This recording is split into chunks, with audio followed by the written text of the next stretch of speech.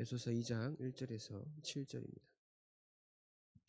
그는 허물과 죄로 죽었던 너희를 살리셨도다. 그때의 너희는 그 가운데서 행하여 이 세상 풍조를 따르고 공중의 권세 잡은 자를 따랐으니 곧 지금 불순종의 아들들 가운데서 역사하는 영이라. 전에는 우리도 그 가운데서 우리 육체의 욕심을 따라 지내며 육체와 마음에 원하는 것을 하여 다른 이들과 같이 본질상 진노의 자녀이었더니 긍휼이 풍성하신 하나님이 우리를 사랑하신 그 큰 사랑을 인하여 허물로 죽은 우리를 그리스도와 함께 살리셨고 너희는 은혜로 구원을 받은 것이라. 또 함께 일으키사 그리스도 예수 안에서 함께 하늘에 앉히시니 이는 그리스도 예수 안에서 우리에게 자비하심으로써 그 은혜의 지극히 풍성함을 오는 여러 세대에 나타내려 하심이라. 하나님이 쓰시는 일꾼입니다. 오늘 마지막 시간입니다.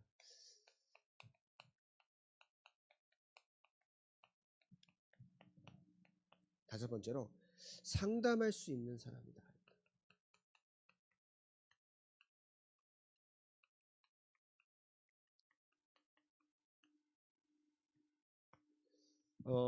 사실 상담이라고 할 때는 가장 중요한 건 잘 들어주는 거잖아요. 네, 우리는 이것이 좀 약하기도 합니다. 저는 상당히 약했던 것 같아요.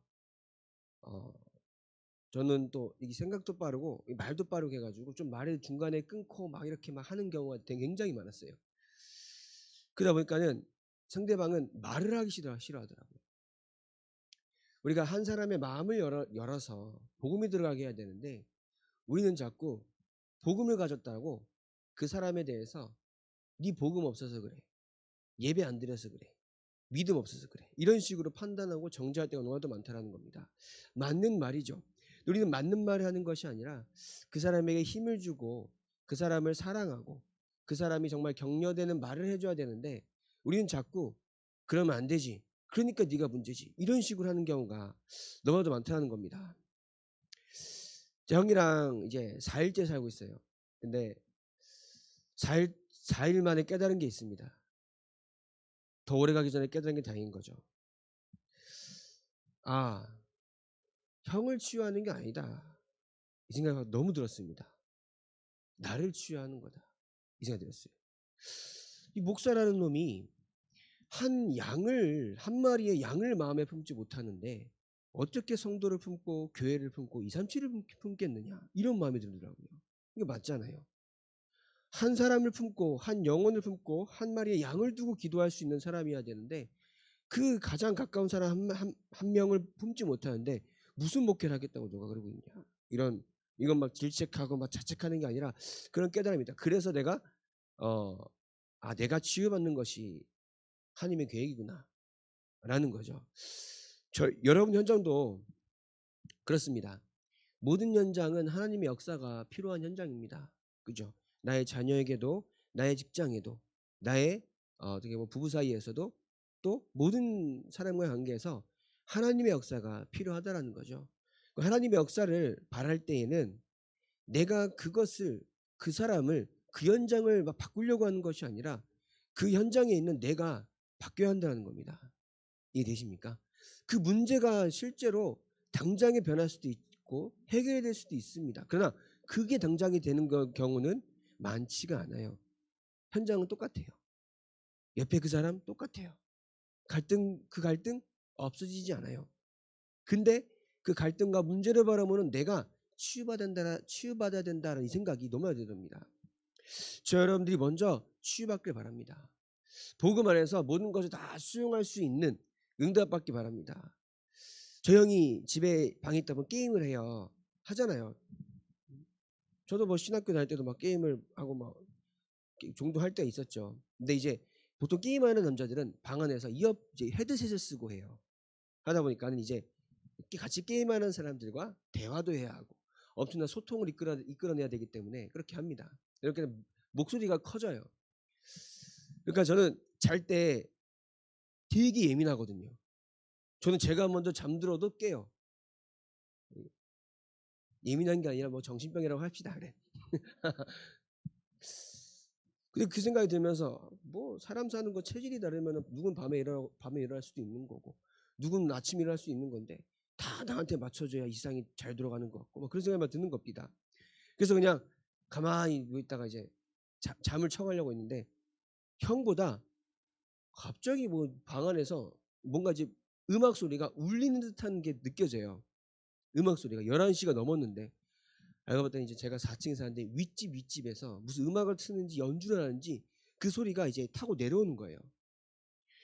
그래 가지고 문 앞에 갔다가 이제 귀를 대보니까 이 소리가 너무 크게 들려요, 밖에서도. 그러니까 이거를 노크를 해 가지고 뭐라 해야 되니 말아야 되니 그러다가 들어잤습니다. 그날이 월요일 날 새벽인데 진짜 1시간 잤어요. 그리고 새벽 예배로 하고 왔거든요. 그러니까 이게 자는 시간 놓치면은 이제 그 잠을 못 들게 되잖아요. 그러니까는 '그래. 내가 치유받자. 네가 그런 체질에 무슨 세계복음 하겠냐. 어디 가서 잘 적응할 수 있는 사람이 돼야 하는데 적응 못 하는데 네가 필리핀 간다고 되냐.' 이런 생각이 또 듭니다. 그래 가지고 상담할 수 있다라는 것은 내가 그 사람의 마음까지도 생각할 수 있을 정도 치유를 받아야 된다는 거예요. 그죠? 내가 그 사람의 마음을 이해할 수 있을 만큼 그렇다고 우리가 그 사람이 겪은 경험이 나에게 없으면은 무조건 이해한다고 이해할 수는 없습니다. 그러나 우리가 그 사람의 마음을 내가 수용할 수 있을 만큼은 치유가 되어야지 하잖아요. 내가 그 사람의 마음을 내가 받아들일 수 있을 만큼은 치유가 되어야 되잖아요. 제가 아까 말씀드린 것처럼 너 그래서 안 돼 라고 한다라고 하면은 이거는 철저하게 복음이 안 되라는 생각이 요새 막 들더라고요. 왜냐? 하나님의 시간표는 누구에게나 다릅니다. 누구에게나 달라요. 그죠? 저는 모태신앙입니다. 제가 목사 아들로 태어난 건 아니지만 이제 모태신앙으로 태어나서 목사 아들이 되면서 신앙을 하기까지는 엄청나게 믿음의 갈등들이 너무나도 많았어요. 믿어지지 않는데 믿으라는데 말이 됩니까? 믿어지지 않는데 교회 나오라고 하는데 말이 됩니까? 그러니까 나오긴 나오죠. 그래도 양심은 있다고 뭐 좀 약간 뭐 기분 뭐 부모 기분 좋으라고 나오긴 나옵니다. 믿음은 절대 안 자랍니다. 근데 시간표에 있다는 거죠. 그 시간표는 사람을 잘 만나서 물론 좋은 사역자와 좋은 사람을 만나서 바뀔 수도 있습니다. 근데 그게 하나님의 시간표라는 거죠. 그걸 좋은 사람을 다 갖다 붙이겠습니까? 아니거든요. 그죠? 시간표가 아니면 예수님이 당장에 나타나서 막바로 얘기하셔도 안 바뀌는 겁니다. 시간표는. 그죠? 시간표는 반드시 그 사람이기 때문에 우리는 그 사람을 수용할 수 있어야 한다는 겁니다. 수용하고 이해할 수 있는 우리는 그릇을 먼저 갖추어야 한다는 거죠. 왜냐? 사단은 이간질하는 자입니다. 하나님과 사람을 이간질하였고요.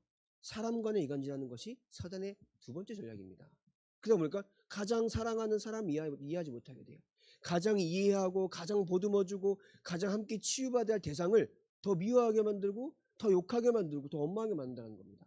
근데 우리는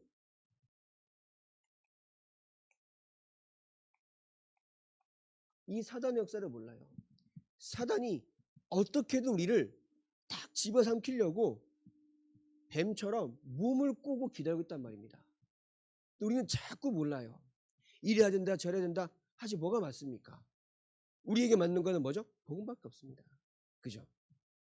사단의 역사를 안다라고 우리는 계속 기도하면서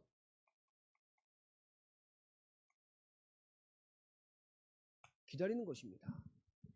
기도한다는 말은 뭡니까? 기도하면 무조건 됩니까? 되죠. 하나님께서 역사하신다라고 했는데 그러면서 우리는 기도할 때에 흑암이 무너집니다. 우리가 받은 축복인 거예요. 그래서 교재에 보시 뭐라 되냐면 질문을 잘 다루는 법, 당황하지 말 것, 모르는 거 아는 척할 필요 없죠. 그죠? 기다리면 되는 겁니다. 논쟁을 피할 것. 왜냐? 그 사람이 진짜 경험한 거잖아요. 이상한 교회다. 이상한 목사를 만났다. 이상한 성도를 만났다. 그럼 그 사람이 경험이기 때문에 논쟁할 필요 없습니다. 네가 틀렸다 맞다.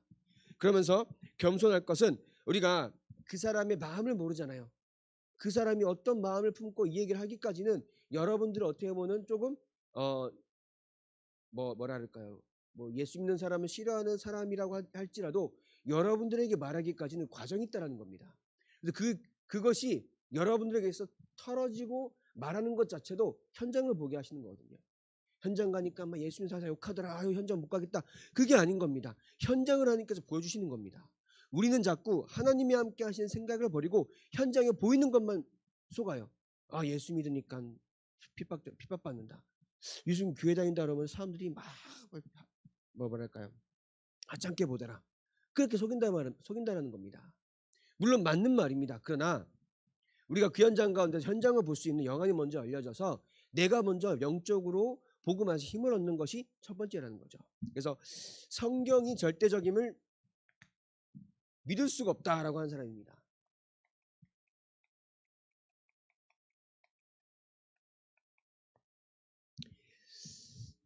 성경은 철저하게 약속과 성취로 이루어졌습니다. 구약과 신약이죠. 약 이사야가 예를 들어서 이사야 선지자가 약 1000년 전에 그리스도께서 오실 것을 말씀하셨습니다. 그 1000년이 지나서 누가 오셨어요? 예수 그리스도께서 오셨습니다. 성경은 다 모든 약속이 이루어졌어요. 모든 약속이 이루어졌는데 두 가지만 안 이루어졌습니다. 그게 뭐죠? 재림이고 내가 천국 가는 거. 뭐 천국 백역을 누리지만 내가 천국을 가는 거는 나중 일이잖아요. 그죠? 그럼 이 두 개만 안 이루어졌는데 이 두 개가 안 이루어졌다고 우리가 다 성경이 거짓말이다 라고 할 수 있는 건 아니잖아요. 성경은 불신자가 그래요. 사람이 썼는데 어떻게 그러냐 라고 하지만 성경에는 철저하게 하나님의 감동으로 된 것이라고 말씀드려 있습니다. 그죠? 하나님의 감동으로 성령의 감동하심을 따라 하나님의 말씀을 받아 적은 것이다 라고 되어 있습니다. 여러분들이 말씀 안에서 정말 내가 확신이 있어야 돼요. 그죠? 우리가 구원도 받았고 은혜 가운데 예수가 그리스도는 사실이 영적으로 체험이 되어졌는데 그러면 우리가 이 말씀에 대해서 확신을 가질 수 없는 이유가 없다는 겁니다. 그 사람들이 그렇게 말해도 싸우라는 것은 아닙니다. 내가 확신 속에서 그리스도를 올바르게 전할 수 있는 성령의 충만함의 그 비밀 가운데 여러분 있다라고 하면은 된다라는 거죠. 초대교회는 다 복음 전하기 힘들었습니다. 그죠? 그러나 그때 어떻게 했습니까? 각각의 처한 현장에서 각각의 처한 속한 가정에서 예배를 드린 겁니다. 그죠? 왜 예배드렸습니까? 하나님의 말씀을 약속으로 붙잡고 기도하니까 하나님께서 역사가 일어나는 거예요. 그걸 보고 성령의 역사, 성령 충만이라고 하는 거죠. 그 비밀이 있어야 그 사람들에게 전달할 수 있고 그 사람들 변화시킬 수 있는 하나님의 역사가 일어난다는 거예요. 내가 체험하지 않고는 말할 수는 없는 겁니다. 그죠? 성경에 나와 있습니다. 그러나 내가 성경에 나와 있는 그 하나님의 역사를 내가 체험해야 그 사람들에게 전달이 되는 거예요. 그죠? 그러면서 또 나는 죄가 많다 그래요. 그러나 그리스도께서는 십자가에서 다 이루셨습니다. 죄가 많다. 근데 우리가 그 죄가 많다라고 한 사람을 되게 우리는 뭐예요? 존중해줘야 돼. 왜냐? 상당히 양심적이잖아. 그죠? 우리는 죄 지어도 뻔뻔하잖아요. 그러나 죄가 많다라고 해서 근데 양심적이지만 죄가 중요한 것이 아니라 하나님을 떠나는 원죄의 그 내용과 원죄를 해결할 수 있는 방법을 알려주면 되는 겁니다. 그죠? 그러면서 세 번째로 믿고 싶은데 안 된다. 믿고 싶은데 안 돼요.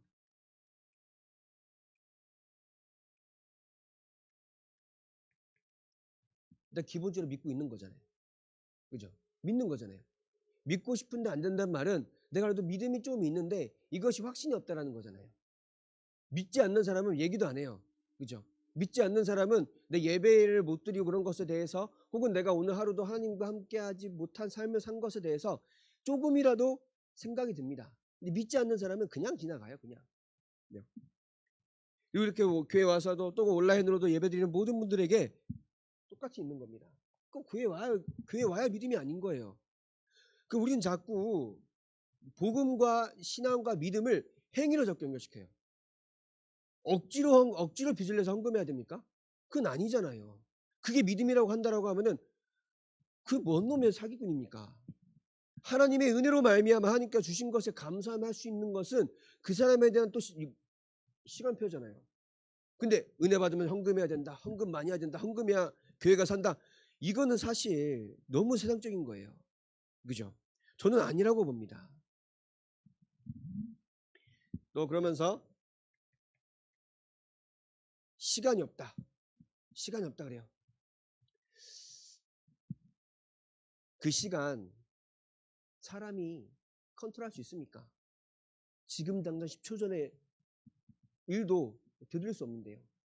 근데 그 시간을 주관하시는 하나님이 계시다라는 겁니다. 우리의 시간은 유한하고 마음대로 쓸 수 없는 것이 시간입니다. 근데 하나님의 손에 다 있습니다. 그죠? 다섯 번째로 믿으면 포기할 것이 많다. 포기할 게 너무나도 많다 그래요. 물론 많아 보일 수도 있습니다. 내가 뭐 지난날에 살아왔던 내가 체질이나 습관들 때문에 예수 믿으면 다 포기해야 되는 것처럼 보입니다. 포기 안 해도 돼요. 그죠? 그게 하나님 앞에서 틀렸다라고 하는 본인의 양심이 올 때까지는 괜찮습니다. 문제되지 않습니다. 그것으로 말미암아 구원이 취소되지가 않는다는 말이에요. 근데 예른데 그런 거잖아요. 예를 들어서 술 너무나도 좋아하는 사람이 있어요. 근데 예수 믿으면 술을 먹지 말아야 돼. 어떻게 해야 됩니까? 아, 그럼 먹지 마. 먹지 말아야 된다 이게 아니라 우리나라 이 역사상 체질이나 습관이 술을 너무나도 사랑하는 나라예요. 아시죠? 어디 제가 이제 이제 가다 보면은 해외 같은 데 가다 보면은 그 사람들은 이만한 유리컵을 들고 하루 종일 마셔요. 우리는 이만한 유리컵에 소주를 채우고 얼마나 만큼 마십니까? 5분이면 끝나요. 그러니까 몸에 안 좋고 그렇게 그런 체질들이 남아 있다는 거지 문제 자체는 안 된다는 거예요. 우리 삶의 우리 나라의 전통 자체가 포기할 것이 아니라 하나님 앞에서 내가 살아가는 이 신앙만 가지면 됩니다. 그럼 하나님께서 그 속에서 뭐 어떻게 하십니까? 변화시켜 가세요. 변화시켜서 모든 것이 회복됩니다. 포기하는 것 같지만 돈을 위해 살아왔던 나의 이런 여러 가지 방법들이 당장엔 내가 이 돈을 포기하고 하나님을 찬양하기 위해서 교회에 다니는 것 같지만 하나님은 그 안에서 모든 것을 회복시키신다라는 겁니다. 그죠? 첫 번째로 예수 믿는 사람에게 실망했다. 실망할 수 있습니다. 근데 우리가 그러한 사람들에 대해서는 실제로 저도 얘기해요. 저도 그래서 예수를 믿는다라고 하면서 또 신학교 다닌다라고 하면서 했던 많은 실수들이 있잖아요. 근데 그 속에서 우리는 먼저 뭐 해야 되냐면 우리가 양심적으로 같은 신앙인으로서 뭐 해야 돼요? 사죄해야 됩니다. 물론 사죄란 표현은 사람한테 할 수도 있지만 그 사람에 대해서는 같은 예수 믿는 사람으로서 유감스럽다 이런 표현 해줘야 되잖아요. 근데 무조건 네가 만난 사람들 다 가짜다. 가짜겠습니까? 가짜가 아니겠습니까? 모르는 겁니다. 그죠? 그래서 우리는 예수 믿는 사람이 실망했다고 할 때는 진짜 은혜 받는 것이 무엇인지 은혜 받는 삶이 무엇인지 알려줘야 되는 거예요. 은혜 받는 삶. 은혜 받는 그 사람에게는 은혜가 더 부족하고 은혜가 더 받아야 되는 시간표인 거지 모든 예수 믿는 사람이 다 그렇진 않다라고 알려줘야 되는 거잖아요. 그죠? 7번째입니다. 이게 보면은 성경 구절이 다 몇 개씩 나와 있어요. 성경 구절을 말씀드리는 것보다는 이렇게 그냥 좀 이렇게 말씀드리면 나을 것 같아서 이거 7번째로 가난해서 못 믿겠다. 뭐 헌금도 해야 하고 뭐 해야 하고 막 이래요. 아까 말씀드린 것처럼 빚내 가지고 헌금하는 게 맞습니까? 그죠? 우리는 헌금을 강조하는 건 아닙니다. 헌금을 강조할 이유는 없어요. 그죠? 하나님의 은혜에 감사해서 하나님 앞에 드리는 것이기 때문에 하나님께서 주시는 그대로 살며 그 안에서 하나님을 찬양하며 사는 겁니다. 새신자에게는요. 하나님께 필요한 것은 헌금과 헌신이 아닙니다. 뭐죠? 중심입니다. 오히려 실제로 성경에서는 실제로 가난하고 연약한 사람들을 통해서 하나님 다 들어쓰셨습니다. 그죠? 그렇다라고 우리가 다 빚내가지고 이렇게 헌금을 해야겠습니까? 할 필요도 없어요. 그건 복음적이지가 않아. 하나님의 은혜에 감동해서 헌금하는 겁니다. 하나님 은혜에 감동해서 우리는 헌신하는 겁니다. 그죠? 누군 그래요. 1억 헌금해서 하나님 축복받자. 사기꾼이지 이게. 저는 그렇게 생각합니다. 근데 이제는 여러분들을 두고 말씀드리겠습니다. 신앙생활 오래 하면서 계속 가난하고 경제적인 어려움이 있다는 것은 분명한 하나님의 계획을 반드시 찾아야 돼요. 이해되십니까? 어려울 수도 있습니다. 어려움 속에 같이 시간표가 될 때도 있습니다. 근데 매번 어렵다라고 하면은 이거는 사단의 역사도 사단이 틈타는 것도 분명히 있다는 거죠. 그죠? 하나님의 계획이 반드시 찾아지시길 바랍니다. 여덟 번째로 예수 그리스도가 하나님인 것을 믿을 수가 없다. 예수 그리스도가 하나님인 것을 믿을 수가 없다.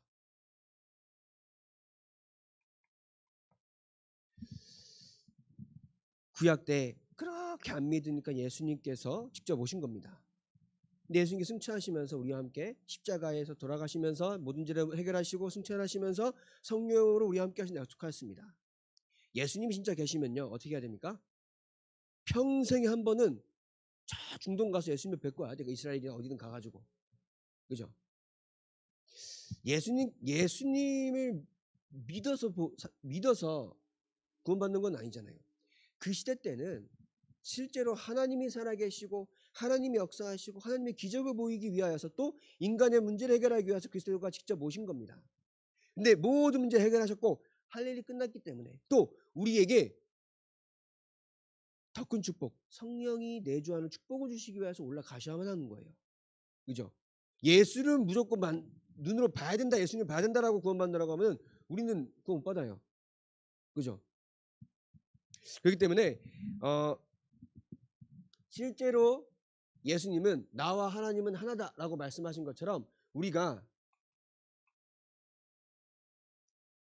성삼일체 하나님의 그 뭐랄까요? 그 성경적인 역사를 정리가 돼야 합니다. 성부 하나님께서 언약을 주셨지만 함께 일하신 거예요. 구약 시대 때는 성부 하나님만 역사하시고 그런 거 아닙니다. 같이 역사하셨는데, 그러니까 말씀은 그렇게 같이 하셨지만은 성부 하나님께서 하신 것처럼 보이지만 함께 역사하신 거예요. 예수님께서 십자가에 돌아가신 것이 성자 예수님이 육신의 몸만 입고 와서 역사하신 것이 아니라 일하신 것이 아니라 함께 하나님과 성령도 역사하신 겁니다. 지금 우리가 성령으로 그러니까 예수 이름으로 성령이 내주한 사람이 기도할 때에 성령께서 역사하시면서 예수 이름이 뭐예요? 흑암이 무너지게 한다는 겁니다. 함께 역사하시는 거예요. 그죠? 아홉 번째로, 그러면 종교는 다 같지 않느냐? 종교 다 같습니까? 우리가 말하는 이 복음은 철저하게 창세기 3장에 원죄를 해결하는 것에 있습니다. 그래서 타협이 안 돼요. 그죠? 종교 중에 하나가 아닌 겁니다. 그냥 자범죄, 실수한 죄, 그것만 죄값 치르면 구원받는다라고 하신 적이 없어요. 하나님 떠난 원죄 해결하는 방법은 복음밖에 없어요. 복음 뭐죠? 누구십니까? 예수 그리스도입니다. 사도행전 4장 12절에 네 번째입니다. 왜 교파가 많은가? 왜 많죠? 또 막 우리 올해 다락방 분들은 다락방만이 길이다 막 이러기도 하는데 뭐죠? 왜 교파가 많습니까? 성경에 보면은 고린도전서 12장 12절에 몸은 하나되 지체가 여러 가지라고. 지체가 많다고. 그 말은 이런 식으로 저런 식으로 복음을 전달하는 것이 목적인 겁니다. 진짜 정말 복음을 완전히 무시하고 완전히 뭐 종교 다원주의에 빠진 그런 곳은 말고 복음 전하는 거잖아요. 누가 됐든 어디가 됐든 강조를 얼마나 안 하냐, 깊이를 얼마나 안 하냐, 그걸 떠나서 그리스도 전달하기 위한 것이 사실 목표인 겁니다. 그죠? 그렇게 이해해야 돼요. 11번째, 나는 죄가 없다. 이런 사람들 많습니다. 그러나 죄가 진짜 없겠습니까?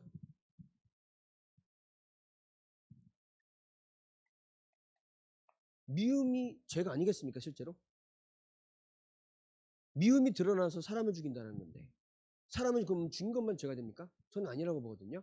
그러면서 또 뭐랄까 미움이나 혹은 그 사람에 대한 뭐 미움 뭐가 있을까요? 질투, 시기. 결국이 일어나는 것이 사실 우리가 보이는 범죄라고 할 수 있지만 시작은 이거잖아요. 이거 자체가 죄가 아니다라고 말할 수는 없잖아요. 근데 이 죄는 사실 큰 죄가 아닙니다. 똑같은 반복되는 거죠. 창세기 3장에 근본적으로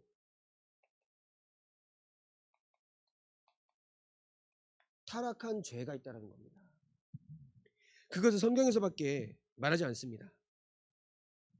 그죠?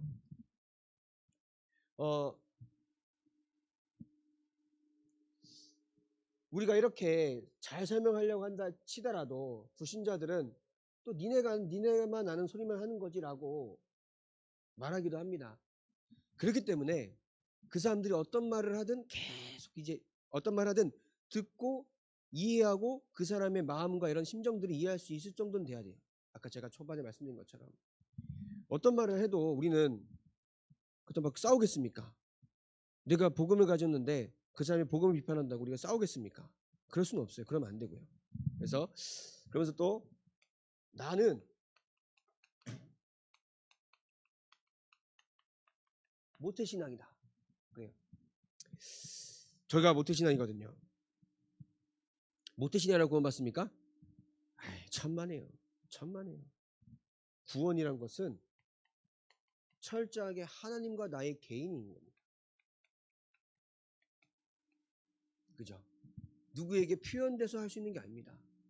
저도 현장 가면 많이 그래요. 저희 아버지가 장로님입니다. 그래요. 근데 그러면은 선생님은 교회 다녀보셨습니까? 안 되는데. 근데 교회를 안 돼. 왜냐? 장로님이니까 많이 들어봤으니까. 근데 구원이라는 건 철저하게 개인적이라는 겁니다. 그래서 우리 귀한 후대들이 뭘 해야 되냐면은 이 간절함과 구체적인 체험이 있도록 우리는 도와줘야 되는 거죠. 이 시대에 불과 바람과 같은 역사가 뭡니까? 방언이 아니잖아요. 그죠? 이 시대의 불과 바람 같은 역사는 나에게 있어서 오늘도 완전히 해답을 얻는 겁니다. 해답을 계속 얻어가는 겁니다. 삶에서. 그리스도가 해결하셨구나. 그리스도가 해답이 되는구나. 그럼 13번째로 믿어도 소용없고 기도해도 응답 없다. 믿어도 소용이 없고 기도해도 응답이 없습니다.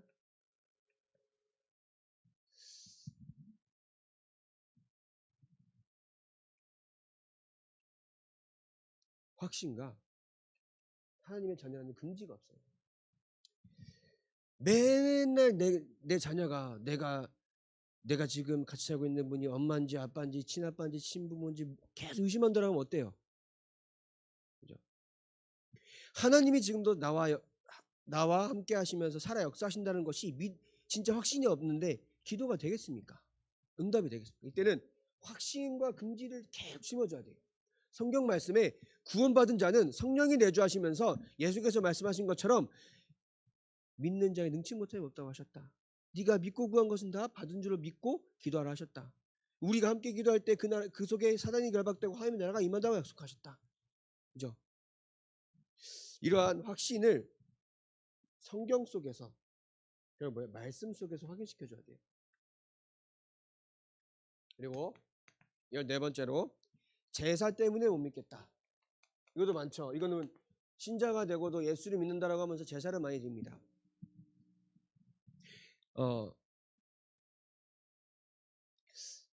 진짜 우리가 제사 지낼 때에 진짜 죽은 부모가 귀신이 돼서 온다라고 하면은 제사를 1년에 한 번 드려야 될까요? 맨날 드려야 돼요. 안 그래요? 나는 삼시세끼 다 먹어가면서 1년에 한 번 부모 준다는 게 말이 됩니까? 똑같이 삼시세끼 하루에 3번씩 제사해야죠. 그죠? 진짜 부모가 온다라고 하면은. 그럼 진짜 부모가 온다라고 하는데 1년에 한 번만 두더라도 제사 한 번 안 지냈다고 벌을 주는 게 진짜 부모입니까? 그죠? 이런 상식적인 게 사실 안 통하는 거예요. 왜냐? 그 속에 귀신이 철저하게 역사해요. 귀신 역사가. 너무 철저. 그래서 우리는 이 제사를 제가 방금 말씀드린 것처럼 진짜 부모가 오는 것이 아니다. 진짜 부모가 오면은 매일 해야지. 또 진짜 부모가 온다라고 하면은 제사밥 한 번 안 줬다고 벌을 주는 게 부모냐? 우리가 막 잘해가지고 막 열심히 잘 섬겨서 부모가 우리한테 잘해준 게 아니지 않냐? 당신도 네 자녀가 잘한다고 용돈 주고 하냐? 내 자녀니까 주는 거지 않냐? 근데 진짜 부모가 와서 귀신에서 온다라고 하면은 그 진짜 부모가 밥 한 번 안 준다고 벌을 주고 저주 주는 게 부모가 맞냐? 귀신의 역사다. 성경에는 귀신의 역사라는 것을 정확하게 설명하고 있습니다. 그죠? 6번째로 천국 지옥을 못 믿겠다. 천국 지옥. 솔직하게 얘기하는 거예요. 뭐야? 안 가봤다 나도. 그죠? 가봤습니까 여러분? 가봤다고 한 사람은 정신병자 아니면 성령 충만하지도 않은 거예요 그거는. 그죠? 근데 성경에서 말씀하신 진리와 또 구원과 그를 위한 은혜가 여러분들에게 확실하잖아요. 그죠? 확실하면서 또 뭡니까? 확신이 있잖아요. 그죠? 그러면 내가 가보지 않아도 이거는 믿어지는 겁니다. 이해되십니까? 성경에서 다 믿는데 천국 정만 안 믿어지는 게 말이 됩니까? 근데 뭐예요? 천국은 이미 구원받은 모든 사람들을 위하여 하나님께서 예비하신 곳이잖아요. 그죠? 그래서 또 여러분들 생각해 보면은 천국 가라고 하는 게 기분 나쁜 말은 아니잖아요. 천국 가세요. 이 기분 나쁜 말은 아니잖아요. 그럼 제가 지옥 가세요. 이러면 어때요? 이런 천하의 마갈로미아 소리 듣는 거죠. 근데 우리가 보니까 예수 믿고 천국 가세요. 라고 하는 말 자체는 사실상 너무나도 축복인 거잖아요. 그래서 우리가 진짜 우리가 곰곰이 생각해야 되는 것은 이 말조차도 못 듣게 하는 존재가 있다라는 겁니다. 여러분들 가문과 가정에 영적인 것을 깨닫지 못하고 계속 사단의 종로를 타면서 사단의 노림감이 되도록 하는 그 영적인 이 망할 존재를 우린 자꾸 까먹어요. 자꾸 눈에 보이는 것을 갈등하고 엄마하고 시험 든단 말입니다. 사단이 너무나도 교묘하게 속여요. 너무나도 교묘하게 한 사람을 망하게 하기 위해서는 가정도 무너뜨리고 다 무너뜨립니다.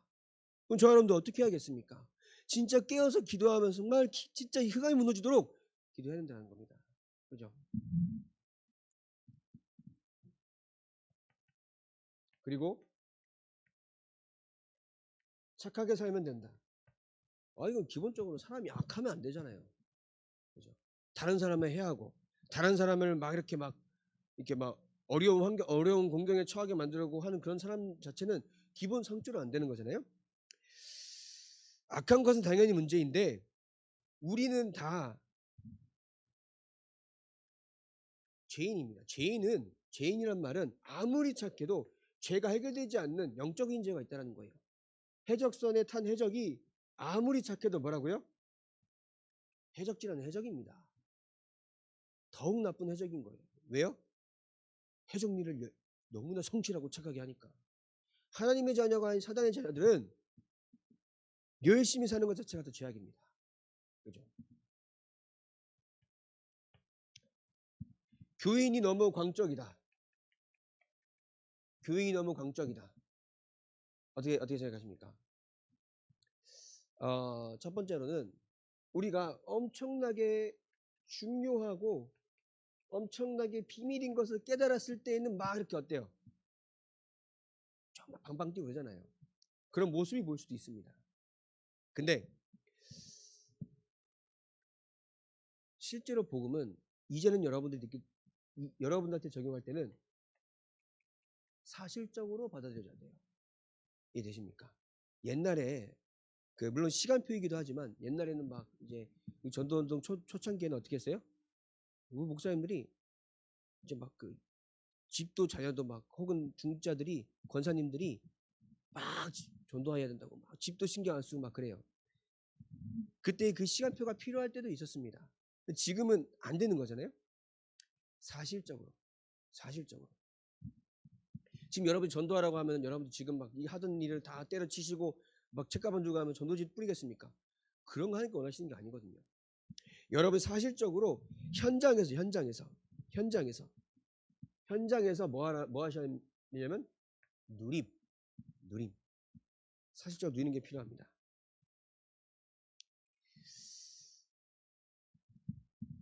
근데 진짜 반대로 모르면서 이상하게 믿는 사람도 있어요. 모르면서 이상하게. 진짜 영적인 것을 깊이 모르면서 이상하게 믿는 사람들. 기도하면 된다. 애가 죽을 것 같은데 기도하면 된다. 병 안 간다. 그건 이상하게 믿는 거잖아요. 진짜 믿는 게 아닌 거잖아요. 그죠? 마지막입니다. 여기를 지었어야 되는데 18번째로 가족이 반대합니다.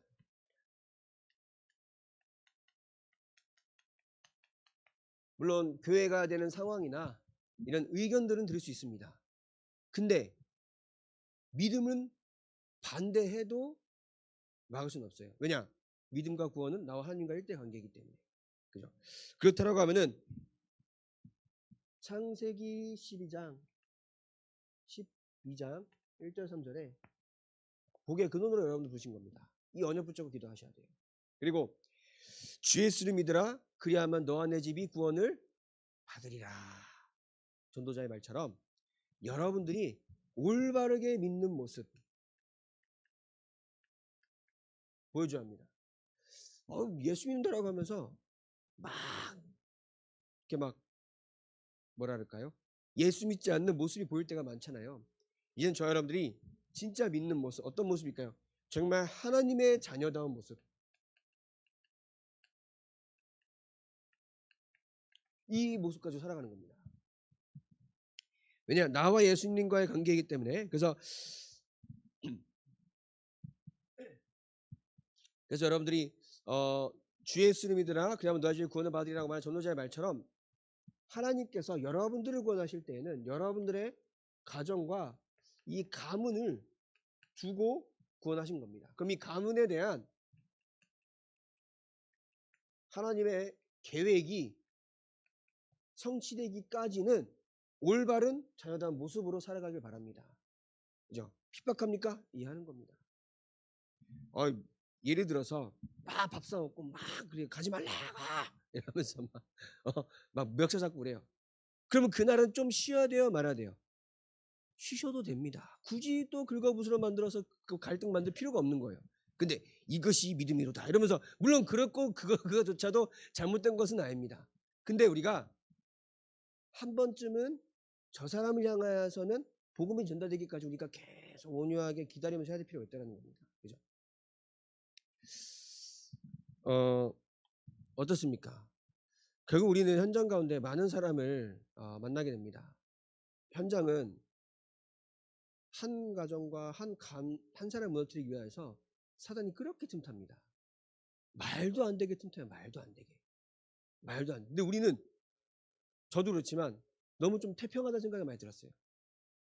현장을 다 죽어가는데 지금 우리의 교회 문제, 사람 문제, 경제 문제. 이런 문제로 말미암아 현장을 다 놓치고 있다. 이 생각이 팍 들더라고요. 복음이면 됩니다.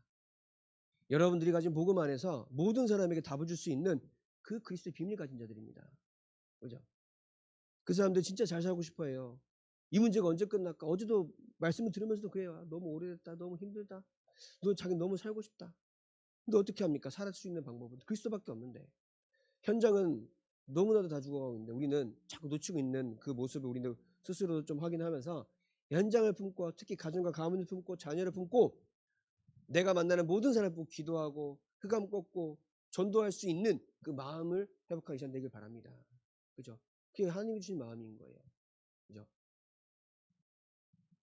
그걸 보고 진짜 치유라고 하는 겁니다. 아, 복음 전해야 되는구나. 내가 뭐 겨우 뭐 힘없고 그 치유입니까? 부신자들도 좋은 사람 만나서 같이 포럼이라 그러죠. 상담받다 보면 그런데 어떤 교수의 뭐 세바시 비슷한 거 하면서 그또 보면서 막 힘 얻었다고 하는데 우리는 참 위로인 참 평안인 그리스도를 만났잖아요. 내가 그 안에서 무엇을 해야 할지 깨닫는 것이 진짜 치유잖아요. 그 응답받는 여러분들 인생 되길 바랍니다. 하나님은 여러분들 현재 모든 현장 가운데 그 하나님이 살아계신 역사를 보여주시려고 합니다. 이제 그 응답을 받는 시간표가 온 것 같습니다. 그죠? 그래서 현장을 두고 또 하나님이 원하시는 것을 두고 기도하며 현장에 승리할 수 있는 여러분들 인생 되길 바랍니다. 기도하겠습니다. 하나님 이 시간에도 하나님의 말씀이 선포되는 귀한 은혜의 자리로 우리를 부르시니 감사합니다. 현장은 복음이 없어 여러 가지 갈등들과 문제로 말미암아 죽어가고 있습니다. 이들에게 필요한 것은 내가 지금도 믿고 있는 그리스도 복음의 비밀 하나뿐임을 우리는 고백합니다. 현장 가운데 그리스도의 증인으로 살아갈 수 있도록 주님께서 우리의 생각과 마음을 날마다 전도자의 마음으로 주님께서 응답하고 치유하여 주시옵소서. 현장 가운데 하나님께서 원하시는 237 복음화, 세계 복음화, 미전도 종교 복음화를 위하여서 꿈꾸며 도전하는 하나님의 자녀들 되게 하여 주시옵소서. 예수 그리스도의 이름으로 기도합니다. 아멘.